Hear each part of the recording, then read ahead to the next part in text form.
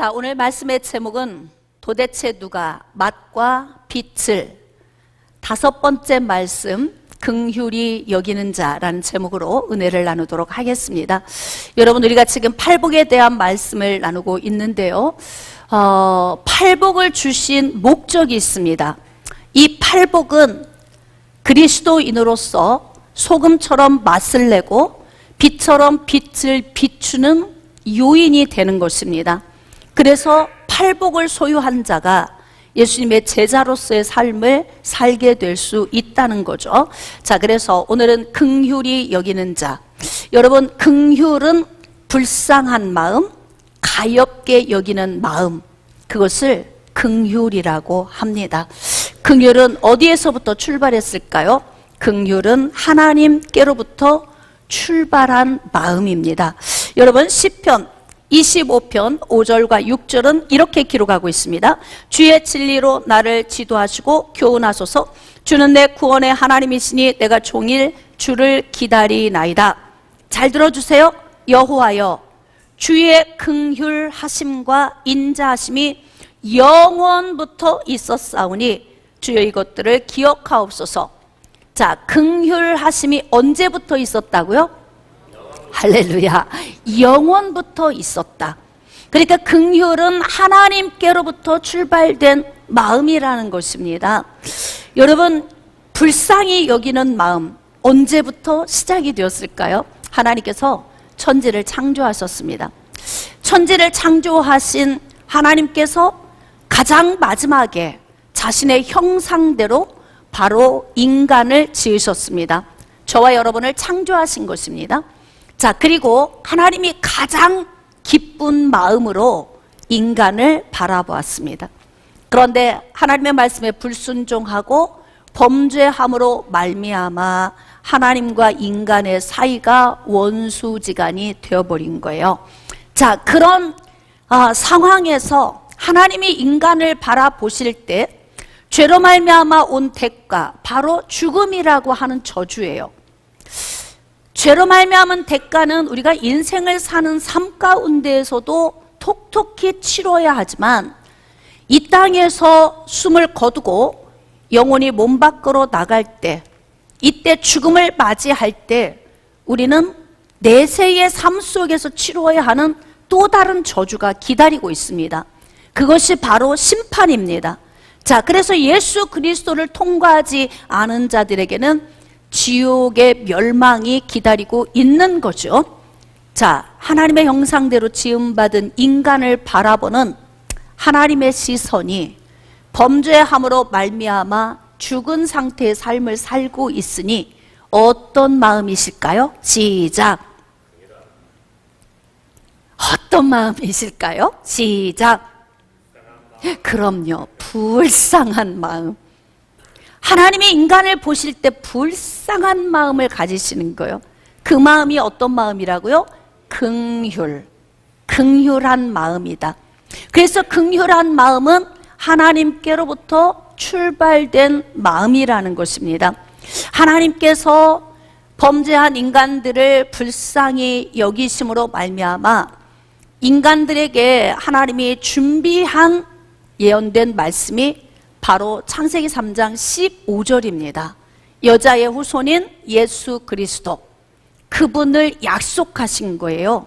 그래서 불쌍히 여기셨던 그 마음을 어떻게 표현을 하셨냐면 예수 그리스도를 이 땅에 보내심으로 말미암아 그를 믿는 자들에게 영원한 생명을 주시는 선물로, 영생의 선물로 하나님과 원수되었던 관계를 긍휼이라고 하는 과정을 통과해서 바로 하나님과 화평할 수 있는 그 은혜를 우리에게 주신 것입니다. 여러분, 우리가 인생을 살면서 용서할 수 없을 정도의 아픔을 우리에게 끼친 사람들이 있을 수 있어요. 아니면 내가 그런 사람일 수도 있습니다. 인간 안에는 본디 긍휼이라는 마음이 없어서 인간과 인간이 어우러져 살 때는 어떻게 사냐면 계산하고 따지고 사는 거예요. 여러분, 각자 사람들은 다 할 말이 있어요. 왜냐하면 자기 입장에서 다 말을 하기 때문에 그렇습니다. 그래서 어떤 한 사건을 놓고 둘이 앉아서 이야기를 하면 대화가 끝이 안 나는 거예요. 왜 그럴까요? 입장 차이가 있기 때문에 그래요. 그래서 자기 입장에서 말을 하는 얘기를 하나로 맞추려면 날 새도 맞출 수가 없습니다. 그러니까 이 답답하 그러면서 지나가는 사람 다 불러다 놓고 물어봐. 누구 말이 옳은지. 누구 말이 옳을까? 각자 말이 다 맞습니다. 시어머니 말도 맞고 며느리 말도 맞아요. 또 남편 말도 맞고 아내 말도 맞습니다. 왜냐하면 각자 자기 입장에서 그 입장에 차이가 있기 때문에 그렇습니다. 긍휼이라고 하는 마음이 없으면 문제를 해결하기가 어렵죠. 그래서 매일 다람쥐 채바퀴 돌듯 하는 삶을 사는 거예요. 그러면서 미움이 미움을 낳고 미움이 미움을 낳아서 이 미움이 나중에는 증오가 되고 이 증오가 겉으로 분노로 표출하게 되는 것입니다. 그러니까 이게 긍휼이라고 하는 이 마음이 우리 인간들에게 필요한데 중요한 건 우리 인간 안에는 본디 긍휼이라는 마음이 없다는 거예요. 가만히 생각해 보세요. 매일 불만이 있고 늘 내 안에서 불행하다고 생각하는 이유가 뭐예요? 계산하고 따져보니까 내가 손해보는 것 같아. 내가 불행한 것 같아. 항상 우리는 계산하고 달아보면서 생각을 하기 때문에 그러는 거예요. 여러분, 긍휼은 불쌍히 여기는 마음은 계산하지 않는 마음입니다. 따지지 않는 마음이에요. 긍휼한 마음은 그냥 품는 마음이에요. 예수 그리스도께서 이 땅에 오셔서 죄인들을 품으신 마음이 바로 긍휼입니다. 계산하지 않으신 거예요. 따지지 않은 거예요. 1만 달란트 빚진 자와 100데나리온 빚진 자의 비유를 들은 것처럼 예수님은 1만 달란트, 우리가 평생 벌어서도 갚을 수 없는 그러한 빚, 그러니까 우리가 어떻게 용서받을 수 없는 이러한 죄의 빚을 탕감받은 거 아닙니까?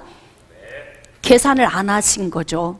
여러분, 만약에 내가 평생 벌어서도 모을 수 없는 그렇게 큰 돈을 포기하시겠습니까? 탕감할 수 있겠어요? 잘 생각해 보세요. 평생 일해서도 벌어 모을 수 없는 그 큰 1만 달란트가 되는 그 큰 돈을 과연 나는 나에게 빚진 자에게 탕감해 줄 수 있는가? 죄인된 인간이 쉽지 않겠지요. 그런데 우리는 평생 벌어서도 갚을 수 없을 정도의 큰 빚, 즉 죄의 빚을 탕감받았기 때문에 100데나리온, 한 달 정도 벌어서 갚을 수 있는 정도의 진빚, 아주 작은 소소한 이러한 죄의 빚은 탕감하고 살아라. 이 예수님이 제자들에게 주신 말씀 아닙니까? 근데 그렇게 할 수 있는 힘이 어디에서 나오느냐 이 말이에요. 계산하고 달아보면 늘 억울하고 늘 내가 손해보는 것 같고 어떻게 해서든지 내가 손해보지 않으려면 저 사람에게 상처를 줘서라도 내가 내 유익을 가져와야 되는 것이 바로 죄인된 인간의 삶이 아니겠습니까? 그렇다면 우리 안에는 본디 긍휼의 마음이 없다는 거지요. 온유함도 없지요. 그러니까 지금 팔복은 예수 그리스도와 연합된 자만 소유할 수 있는 거예요. 의에 줄이고 목마른 것, 예수님과 연합된 자만 소유할 수 있는 마음입니다. 심령이 가난한 상태, 예수님과 연합된 자만 되는 거예요. 그러니까 지금 팔복은 이미 예수 그리스도와 연합된 자 안에 있는 요인들을 하나하나 들추어서 우리가 분석하면서 내 안에 이런 마음이 있는지 확인해보고 없다면 다시 이 마음을 키워서 복 있는 자, 그리고 빛과 소금의 역할을 감당하는 자가 되기 위해서 우리가 지금 이 말씀을 묵상하는 것입니다. 바로 인간 안에는 긍휼함이 없어요. 그래서 어지간하면 불쌍하게 여겨지지 않죠. 그리고 어떻게 해요? 마음을 닫고 원수처럼 사는 거예요. 그러니까 우리는 그냥 인생에서 그렇게 불행하게 살다가 우리 부모의 세대, 조상의 세대도 그렇게 살다가 죽었고 우리도 그렇게 살다 죽을 거예요. 그런데 우리는 말씀 안에 들어와 있기 때문에 이 말씀을 통해서 우리는 그런 불행한 삶을 살아서는 안 되겠다. 복된 삶을 살아야 되겠다는 겁니다. 깨달아지시면 아멘. 그러면 긍휼의 마음은 하나님으로부터 출발된 마음인데, 자, 긍휼하심과 인자하심이 영원부터 있었다 이렇게 기록하고 있죠. 자, 시편 145편 8절로 9절, 여호와는 은혜로우시며 긍휼이 많으시며. 그러니까 여호와 하나님과 연합된 자, 예수 그리스도로 말미암아 하나님과 연합된 사람은 하나님 안에 있는 그 긍휼이 우리 안에 임하신 것입니다. 근데 하나님은 긍휼이 많으시다는 거예요. 얼마나 긍휼이 많으실까요? 자, 긍휼이 얼마나 많으시면 품속에 있는 독생자 예수 그리스도를 주시겠습니까? 가장 소중한 예수 그리스도를 인간에게 보내주신 거잖아요. 왜 보내주신 거예요? 불쌍해서 보내주신 거라고요.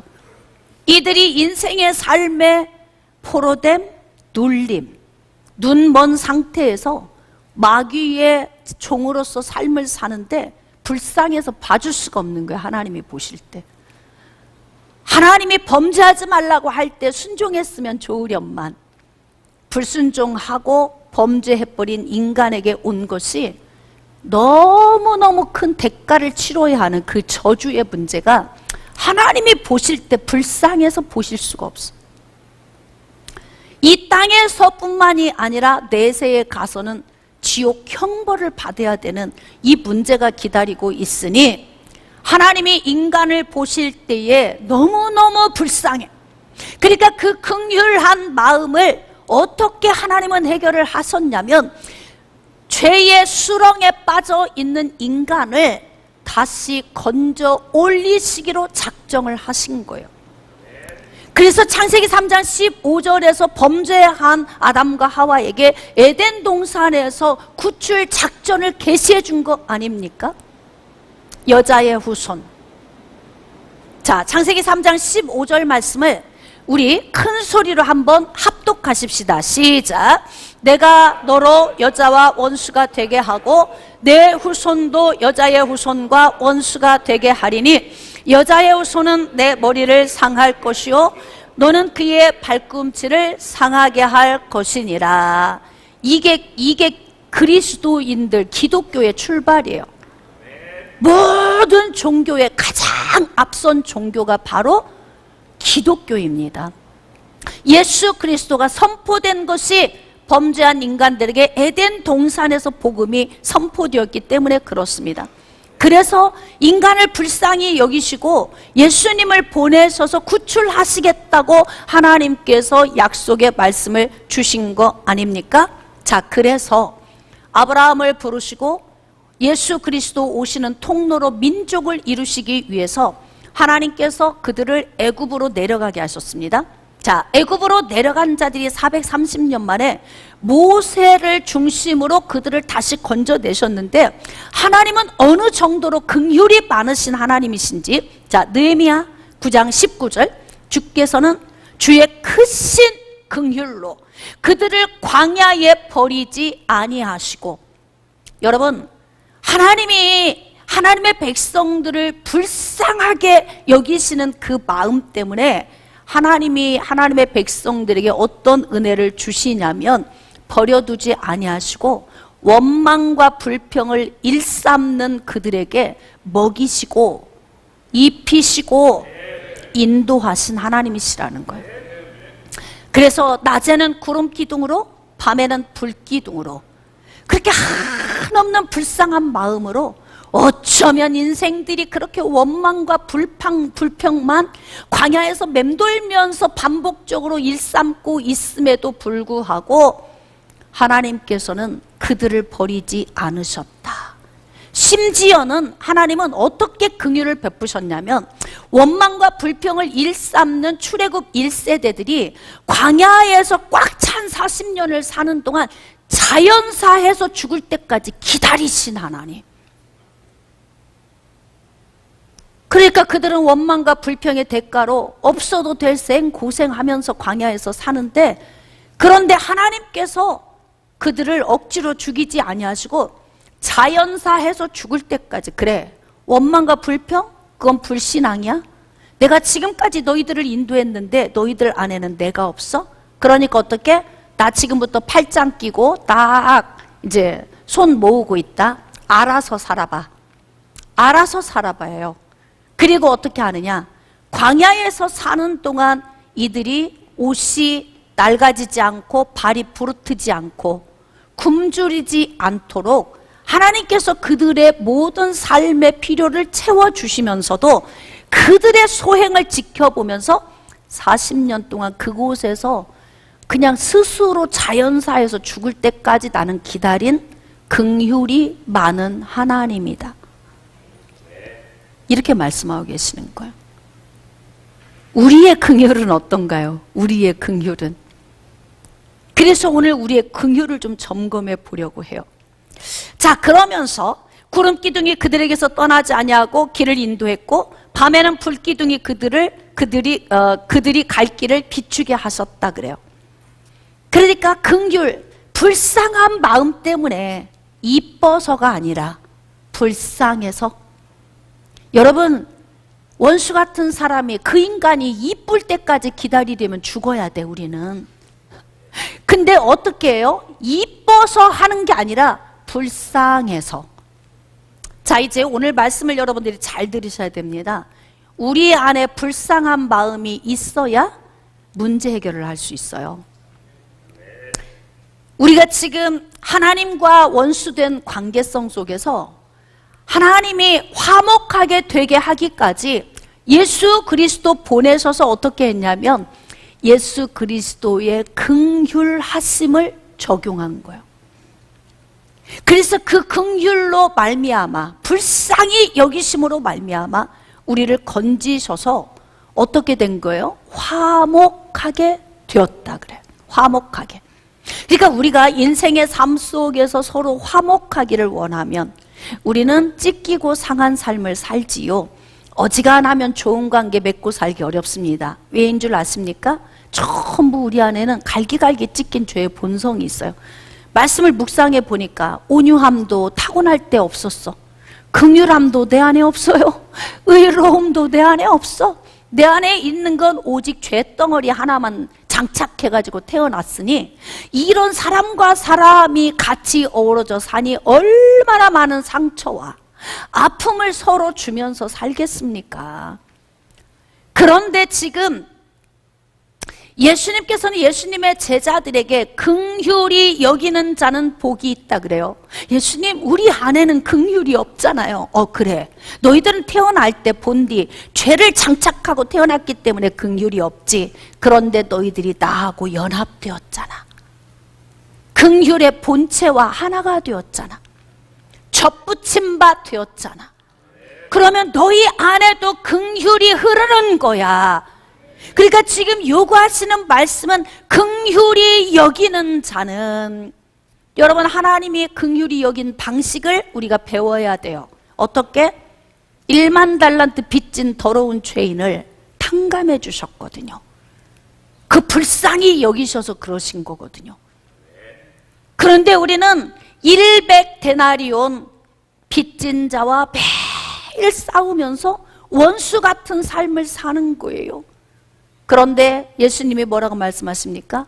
긍휼히 여기는 자는, 즉 불쌍히 여기는 자는. 우리가 기도할 때 원수를 사랑하라 이 말씀을 적용해서 하나님, 그 왼수 같은 인간 사랑하게 해주세요, 이렇게 기도하잖아요. 사랑하는 마음 잘 안 생겨요. 왜 그런 줄 아세요? 이 왼수 같은 사람을 사랑하기까지는 너무 멀어. 사실은 너무 멀어. 근데 이 사랑이라고 하는 곳까지 도착하기 위해서는 어디를 건너야 되냐면 긍휼이라고 하는 다리를 건너야 돼요. 원수 같은 분노의 마음, 증오의 마음, 이 마음이 화목이라고 하는 도착 지점에 가기 위해서는 긍휼이라고 하는 출발점에서 출발이 되어져야 된다는 거예요. 그러니까 여러분들이 잘 생각해 보세요. 아유, 저 인간이 불쌍해. 이 마음은 화목으로 가기 위한 출발점에 서 있는 거예요. 그래서 이 마음이 여러분 안에 반드시 있어야 되는 마음이에요. 아, 너무 불쌍해, 안 됐어. 나하고 원수지만 저 사람은 아직 예수를 모르고 세상에 빠져 살면서 공허함에 찌들어 있으니 불쌍해. 그러면 이 마음이 긍휼이 계속 걸어가는 거예요. 이렇게 긍휼이 가다 보면 어디에 도착을 하는 거예요? 사랑. 할렐루야. 이 화목이라고는 사랑의 자리까지 가게 되는 거예요. 어떤 사람은 빨리 걸으면 빨리 도착할 것이고 늦게 걸으면 죽을 때에나 도착하던지, 그건 누구에게 달려있다? 나에게 달려있다. 여러분, 하나님께서 우리에게 주신 말씀은 원리예요. 원리. 뭐라고 말씀하시냐면 나를 찾는 자를 만나주시겠다 그래요. 안 찾으면 못 만나는 거예요. 부르짖으면 응답하시겠다고 말씀하셨어요. 부르짖지 않으면 응답 못 얻는 거예요. 나를 사랑하면 나의 사랑을 입으리라 말씀하셨어요. 그러니까 하나님 사랑하는 마음 없으면 하나님의 사랑을 받지도 못하는 거예요. 원리거든요, 이게. 근데 긍휼히 여기는 자, 그는 복이 있는 사람이다. 그러면 우리가 긍휼히 여길 수 있는 것을 어디서 배워야 되느냐? 하나님에게서, 예수 그리스도께서 성령의 역사하심 속에서 우리는 긍휼을 배우는 거예요. 그러면서 이렇게 죄덩어리인 인생들을 하나님이 사랑하셔서 원망과 불평을 일삼는 자들에게 어떻게 하셨다? 구름 기둥과 불 기둥으로 역사하셨다.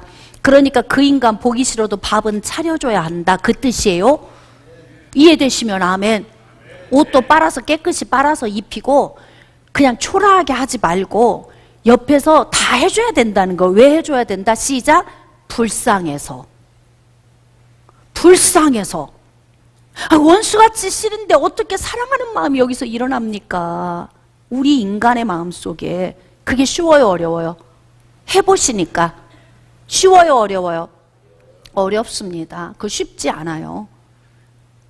근데 불쌍한 마음은 그래도 사랑하는 마음보다 훨씬 쉬워.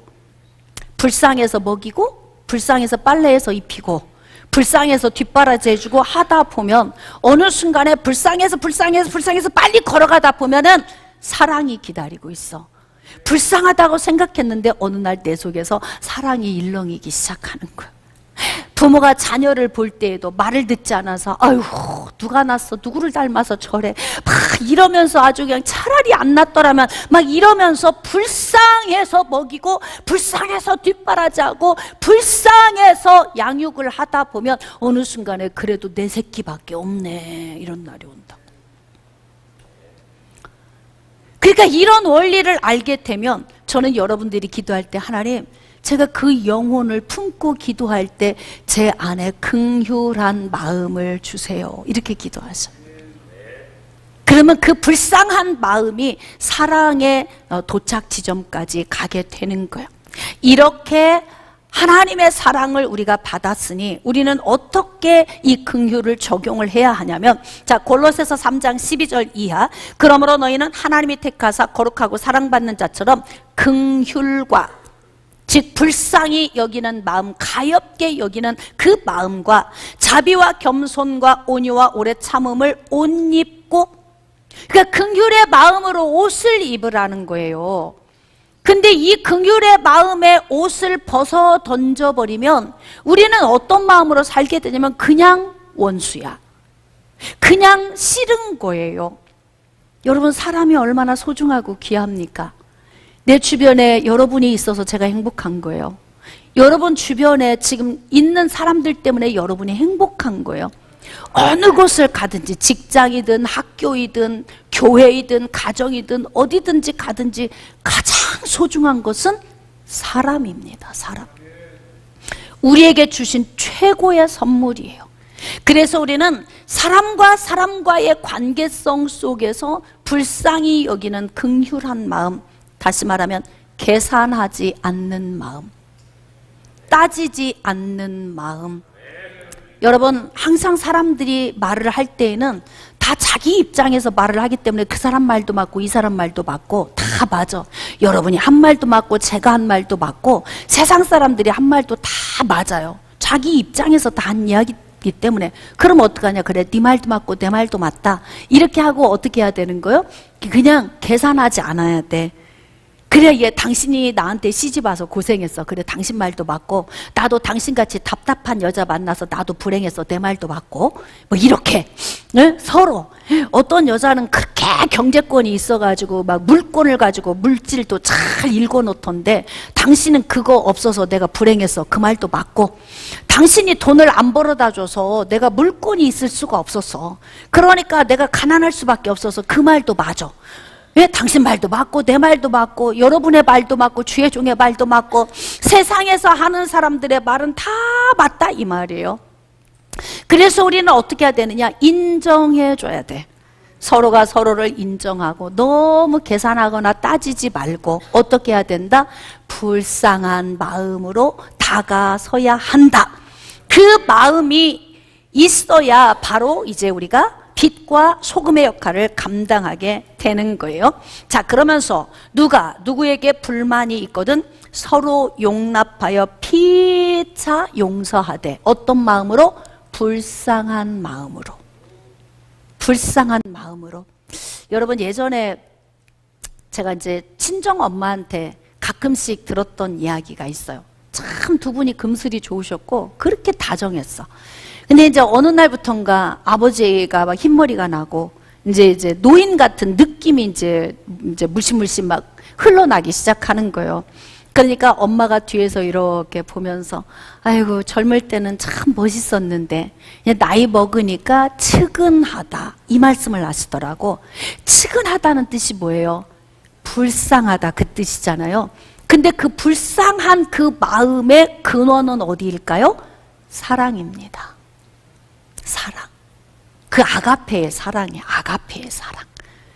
그러니까 하나님께서 우리에게 주신 그 아가페의 사랑 속에 긍휼이라고 하는 요소가 들어있는 거예요. 그러니까 여러분들이 부부가 같이 나이 먹고 늙어가면 서로 늙은 모습을 보면서 서로 측은하게 젊을 때 한참 아름답고 예쁠 때가 있었고 왕성하고 멋질 때가 있었는데 나이 먹으니까 아우 저렇게 늙은 모습이 보이네. 그러면 어떻게 해요? 측은하고 불쌍한 느낌 있잖아요. 이거 다 사랑에서 출발된 마음이잖아요. 우리는 서로가 서로에게 이런 긍휼한 마음을 적용하고 살아야 돼. 언제까지 미워할 거예요? 언제까지 원수처럼 살 겁니까? 예수 안 믿는 남편이 마귀 새끼입니까? 예수 안 믿는 아내가 마귀 새끼예요? 아내와 남편은 사랑하라고 하나님이 주신 선물이라고요. 그러니까 예수를 믿든지 안 믿든지 그건 중요하지 않아.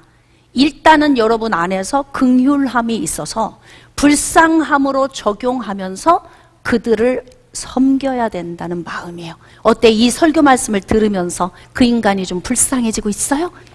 어떤 것 같아? 그러면 그 마음이 여러분 안에 지금 사랑이 있다는 이야기예요. 그래서 그 긍휼의 마음이 그렇게 중요하다는 거야. 그래서 지금 이 말씀에는 피차 서로 불쌍한 마음을 가지고 어떻게 해라? 용서해라 그래. 용서해라. 이 모든 것 위에 사랑을 더하라. 이는 온전하게 매는 띠니라. 띠를 띄었는데 꽁꽁 묶지 않으면 그냥 풀러져 버리잖아요. 그런 것처럼 온전하게 매는 띠는 뭐냐면 불쌍한 마음으로 불쌍한 마음의 옷을 입고 인생을 살아가면서 서로 불쌍하게 여기고 그냥 좀 측은하게 여기면서 살면서 내 안에 사랑을 거기다 올리면 아주 꼭 조아맨 그 띠처럼 견고하다 그 뜻이에요. 그러니까 인생은 그냥 막 사는 게 아니에요. 여러분, 우리가 사람과 사람의 관계성을 가르치고 있잖아요. 성경은 창세기에서 계시록까지 다 삼리학이야. 구원을 주시는 하나님이 죄 가운데 살고 있는 인간들에게 오셔서 사랑을 주시는 삼리학이, 그 사랑을 받은 그리스도인들이 어떻게 살아야 하는지 삼리학이, 그러니까 사람과 사람의 이 삶이 얼마나 중요하면 그렇게 성경에서 이렇게 삶 이야기를 우리에게 강조하느냐 이 말이에요. 여러분, 우리가 이렇게 이제 긍휼을 베푸는 삶을 살면 먼저는 하나님이 우리에게 긍휼을 주십니다. 자, 출애굽기 33장 18절로 19절. 모세가 이르되 원하건대 주의 영광을 내게 보이소서. 여호와께서 이르시되 내가 내 모든 선한 것을 내 앞으로 지나가게 하고 여호와의 이름을 내 앞에 선포하리라. 나는 은혜 베풀 자에게 은혜 베풀고 긍휼히 여길 자에게 긍휼을 베푸느니라. 할렐루야. 긍휼히 여길 자가 누구일까요? 구원받은 자요. 하나님의 백성들. 광야에서 왜 그들이 자연사 할 때까지 기다리신 거예요? 선민이기 때문에 그런 거예요. 그렇게 하나님은 하나님의 백성들에게 긍휼을 베푸시는 하나님이십니다. 그렇게 우리가 긍휼히 여기는 자는 복이 있다 그래요. 자, 그러면 복이 있는 자에게 주어지는 것이 바로 무엇이냐면 긍휼히 여김을 받게 되는 은혜를 받는 거예요. 그 원리를 보면 뭐냐면 고린도후서 9장 6절 말씀에 적게 심는 자는 적게 거두고 많이 심는 자는 많이 거둔다 그래요. 이게 연보에 대해서 적용된 말씀이지만 이 말씀을 우리의 모든 삶에 적용을 해본다면 여러분, 콩 심은 데 콩 나고 팥 심은 데 팥 나는 것처럼 악을 심으면 악의 열매가 맺히고 선을 심으면 선의 열매가 맺히는 거예요. 긍휼을 심으면 긍휼의 열매가 맺힌다. 지금 이 말씀을 하는 거예요. 그러니까 긍휼히 여기는 자는 복이 있나니 그들이 긍휼히 여김을 받을 것임이요. 내가 누군가를 너그럽게 대하고 그에 대해서 이해하고 용서하고 긍휼히 여기는 것을 내가 베풀고 심어 놓으면 가장 먼저는 하나님이 말씀대로 살고 있는 우리에게 긍휼히 여길 자에게 긍휼을 주시는 그 긍휼도 긍휼이지만 인간의 관계성 속에서도 내가 긍휼을 심어 놓으면 그 긍휼을 나중에 내가 또 얻게 돼요. 여러분, 저 사람이 나에게 실수할 수도 있지만 나도 저 사람에게 실수할 수 있어요. 그렇죠? 예외는 없어요. 죄의 본성을 가진 사람이 누가 의로운 사람이 있습니까? 없어요. 매일 생각하는 우리 속이 얼마나 더럽습니까? 저나 여러분이나 뭐 도끼인 개낀 하나 다를 게 없어. 이 땅에 있는 사람은 다 똑같은 사람들이에요. 그런데 그런 인간들 안에 삶을 살아감에 있어서 하나님이 주신 이 말씀의 매뉴얼을 우리가 적용만 하면 누구에게 유익하다? 여러분, 하나님이 우리에게 주신 말씀은요, 나의 유익을 위한 거예요. 나의 유익. 이 말씀을 잘 지켜 적용하기만 하면 우리 자신에게 유익한 거예요. 자, 그러나 중요한 거, 무분별한 긍휼은 위험하다. 이게 여러분 막 좋은 게 좋은 거야, 막 이런 거 아주 위험할 수 있어요.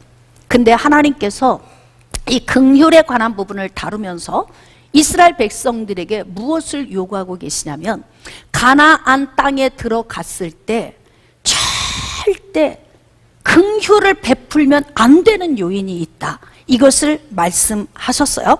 자, 신명기 7장 12절로 16절. 너희가 이 모든 법도를 듣고 지켜 행하면 내 하나님 여호와께서 내 조상들에게 맹세하신 언약을 지켜 내게 인애를 베풀 것이라. 여러분, 우리가 이제 종교인의 삶을 살려고 하면 안 돼요. 우리는 신앙인의 삶을 살아야 돼요. 그냥 영적인 삶을 산다고 정말 기도 많이 해도 성품 진짜 안 변하는 사람 있어요. 아주 영성 있어 보이는데 거짓말을 아주 그냥 밥 먹듯이 하는 사람 있어요. 신실함이 없는 사람, 뭐 말에 대한 약속, 물질에 대한 약속, 시간에 대한 약속, 아주 그냥 아주 빵점. 근데 막 기도를 하루에 몇 시간씩 한대. 그거 뭐 하려고 기도하는 거예요? 삶이 따라주지 않는 기도, 삶이 따라주지 않는 영성, 그게 무슨 영성이에요? 그건 능력이 아니에요. 그러니까 하나님이 우리에게 주시는 건 뭐냐면 최고의 능력은 하나님의 말씀을 새기고 그 말씀을 적용하고 사는 게 능력이에요. 죄송합니다. 기도하지 말라 이렇게 오해하지 마세요. 기도하세요. 여러분들이 늘 여러분의 신앙생활을 열심히 사세요. 그러나 저는 원리를 말씀드리고 있는 거예요. 가장 중요한 것은 하나님의 말씀을 기준에 두고 그 말씀을 지켜 행하면 뭐라고 하셨냐면은 복을 주신다 그래요. 그러니까 땅에서 복을 받고 사는 비결은요, 말씀을 기준에 두고 그 말씀을 적용하며 사는 거예요. 성경에 보세요. 다 뭐라고 돼 있어요? 너희가 내 말을 지켜 행하면 들어와도 복을 받고 나가도 복을 받고 떡반죽 그릇이 복을 받고 우양의 새끼가 복을 받고 토지 소산이 복을 받고 아멘입니까? 응?